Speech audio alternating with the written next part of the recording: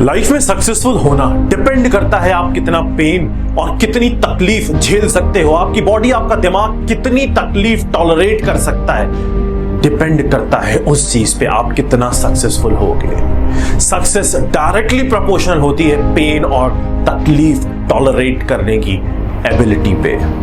Everybody, this is AS Pandit here. I welcome you all to the Catalyst Group. आज मैं आपके सामने एक ऐसी कहानी लेके आने वाला हूं जो कहानी एक्चुअल में एक रियल स्टोरी है जो मैंने अपने सामने होते हुए देखी है और उस चीज ने मेरे ऊपर बहुत बड़ा इंपैक्ट डाला है और मुझे अपने सपने पूरे करने के लिए धक्का मारा है उस पॉइंट पे जिस पॉइंट पे मैं हारने लगा था, टूटने लगा था। उस इंसान को देख के, उस स्टोरी, उस बेसिकली कहानी को देख के मेरे अंदर भी कुछ जागा कि मैं भी कर सकता हूं। अगर यहां हो सकता है तो मैं भी कर सकता हूं। आज मैं वो कहानी आपके साथ शेयर करने वाला हूं। उससे पहले मैं आपको एक पॉइंट, एक छोटी सी चीज समझाना चाहता हूं। लोग कहते हैं कोई इंसान बहुत टैलेंटेड होता है, कोई इंसान इस चीज को लेके बहुत ही ज्यादा बड़ा चैंपियन है। ऐसे मान लो किसी चीज के लिए बारे में आप कह सकते हो यार वो चैंपियन बन गया इस चीज का, यार वो इस चीज का चैंपियन है, इस चीज के लिए बहुत ज्यादा उसके अंदर टैलेंट है इसलिए उसने अचीव कर लिया।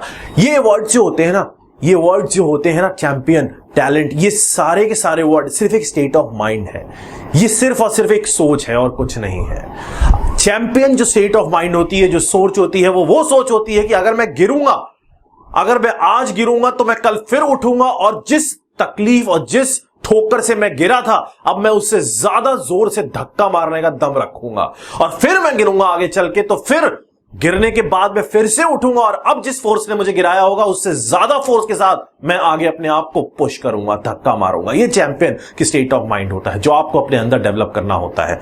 मैंने किया है, लोग करते हैं जो आगे बढ़ते हैं और आगे बढ़ते चले जाते हैं, जिनको ये स्टेट ऑफ माइंड डेवलप करके आगे बढ़ना समझ में आ जाता है। बात करते हैं स्टोरी की जो मैंने आपको बोली थी। जब मैं स्टूडेंट था, जब मैंने अपनी प्रिपरेशन करना स्टार्ट किया था, जब मैं लाइफ में स्ट्रगल कर रहा था, जॉब ढूंढता था, ट्यूशंस ढूंढता था, उस टाइम पे मेरा कुछ ऐसा रूटीन होता था कि मैं ट्यूशंस ढूंढने के लिए या ट्यूशन पढ़ाने के लिए, क्या होता है ना, दिल्ली में आपको इधर उधर जाना होता है, घर में ट्यूशन पढ़ाने होते थे, तो मैं इधर उधर जाता था घर में लोगों को ट्यूशन पढ़ाने के लिए। तो मेरा एक सिस्टम होता था, मैं रात को बहुत लेट लौटता था। दिन भर मैं पढ़ाता था, कभी कहीं पे, कभी कहीं, कभी साउथ दिल्ली, कभी नॉर्थ दिल्ली, इधर से उधर ट्रैवल करता था, बस में थक जाता था। उसके बाद रात को घर लौट के आता था, फिर मैं पढ़ाई करता था।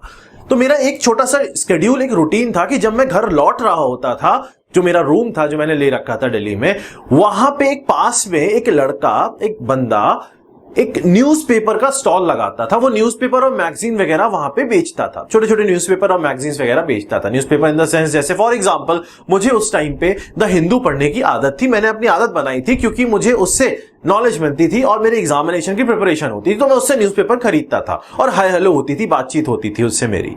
रमन नाम था उसका। उसके बाद क्या होता था, ये बहुत टाइम तक ये चलता रहा, 10, 15, 20 दिन, एक महीने तक चलता रहा।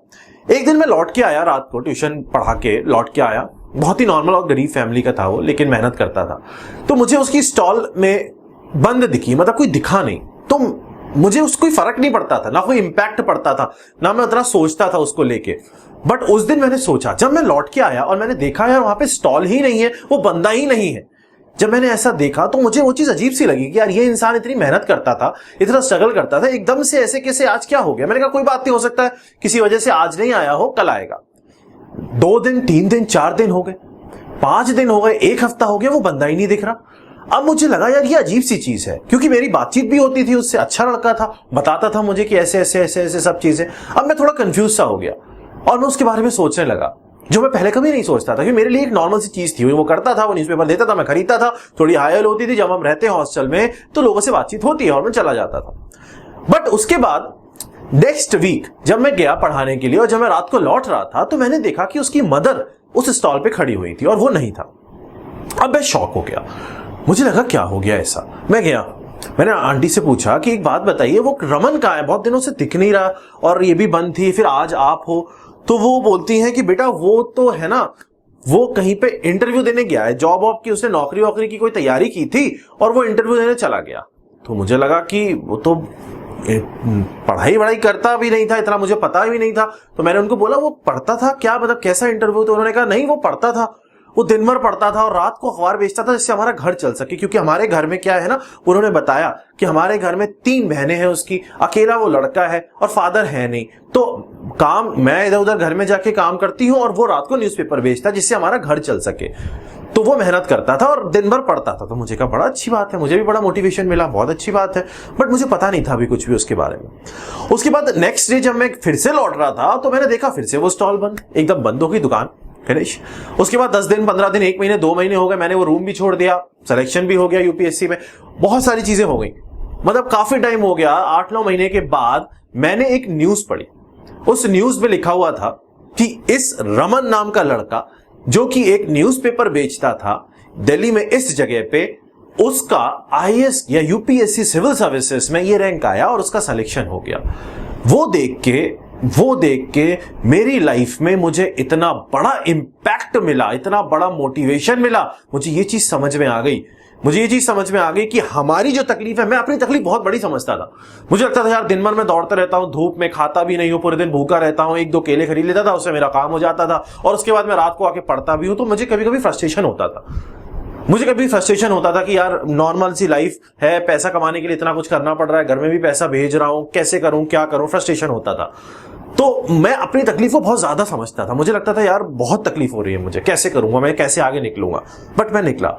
लेकिन जब मैंने वो स्टोरी पढ़ी और वो देखी, वो कहानी, क्योंकि मेरे सामने हुई थी वो चीज, जब मैंने उस चीज को फील किया और जिस दिन मैंने वो लाइन पढ़ी न्यूज़पेपर में, उस दिन मुझे लगा कि नहीं, तकलीफ और पेन ये सारी चीजें सिर्फ और सिर्फ एक इमेजिनरी एक ऐसी चीज है जो एग्जिस्ट ही नहीं करती, सिर्फ हम फील करते हैं। जिस दिन हमने ये चीजें फील करना बंद कर दिया, हमें कोई तकलीफ होती है हमने फील ही नहीं करना, नहीं हो रहा। हमें सिर्फ दिमाग में एक चीज फिट करनी है कि मेरा ये गोल है, मुझे ये रास्ता पकड़ना है और मुझे रास्ते पे चलना है, चाहे 10 लाठी पड़े मुझे, चाहे पत्थर मारने वाले लोग आ जाएं, चाहे गाली देने वाले लोग आ जाएं, मुझे फर्क नहीं पड़ता है। मुझे मेरा एम पता है, मेरे पास एक सिंगल इकलौती लाइफ है, मेरे पास एक लाइफ है और इस लाइफ में मुझे अपने सपने सच करने हैं, मुझे अपनी फैमिली को उस पॉइंट पे पहुंचाना है, मुझे एक ऐसा स्टेटस अपनी लाइफ में, कुछ ऐसा एम, कुछ ऐसी ड्रीम सच करके दिखानी है जिसको देख के, सोच के, समझ के मुझे ऐसा लगे कि मैंने अपनी लाइफ में कुछ किया है। अगर आप ये स्टेट ऑफ माइंड अपना बना लोगे तो आपको किसी बात का फर्क नहीं पड़ेगा, किसी चीज का फर्क नहीं पड़ेगा। एक चीज हमेशा ध्यान रखना, ये जो पेन आता है, ये तकलीफ जो आती है ना, ये तभी आती है जब आप कोशिश कर रहे होते हो। जब हम कोशिश करते हैं, जब हम तकलीफ के लिए, जब हम कुछ करने की कोशिश करते हैं ना, रास्ते पे चलते हैं, तभी हमें दर्द होता है पैरों में। लेकिन वो दर्द बहुत अच्छा है बिस्तर पे लेटे हुए या आराम करते हुए सोच के फेलियर का दर्द झेलने से। अगर कुछ नहीं करोगे तो भी फेलियर मिलेगा और कुछ करके फेलियर मिलना ज्यादा अच्छी बात होती है। कम से कम पता होता है कि इस वजह से फेलियर मिला और अगली बार वो नहीं मिलेगा फेलियर, नया फेलियर मिलेगा, बड़ी अच्छी बात है, मिलना चाहिए। जितने फेलियर नए मिलेंगे उतना इंप्रूव करूंगा, उतनी चीजें सीखूंगा। लेकिन एक टाइम ऐसा आएगा ये फेलियर की सारी सीढ़ियां जो है वो चढ़ के मैं टॉप पे पहुंचूंगा। ये फील होनी चाहिए, ये स्टेट ऑफ माइंड होना चाहिए आपका। छोड़ो दुनिया की बातें, छोड़ो लोगों की बातें, हटा दो हर चीज। आपके सामने आपकी लाइफ है और फिर बोल रहा हूं एक सिंगल लाइफ है, बर्बाद मत करो इसको।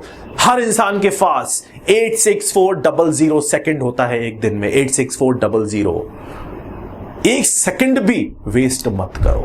हर सेकंड को अपनी लाइफ को इंप्रूव करने के लिए लगाओ, कुछ नया सीखो, कुछ नया करो, अपने ड्रीम के लिए आगे बढ़ो। रोज छोटे प्लान बना के उन प्लान्स को एक्टिवेट करो और बढ़े चलो।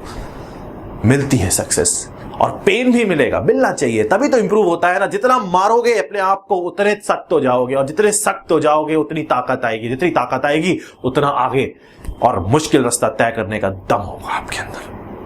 समझ में आ गया होगा। Thank you.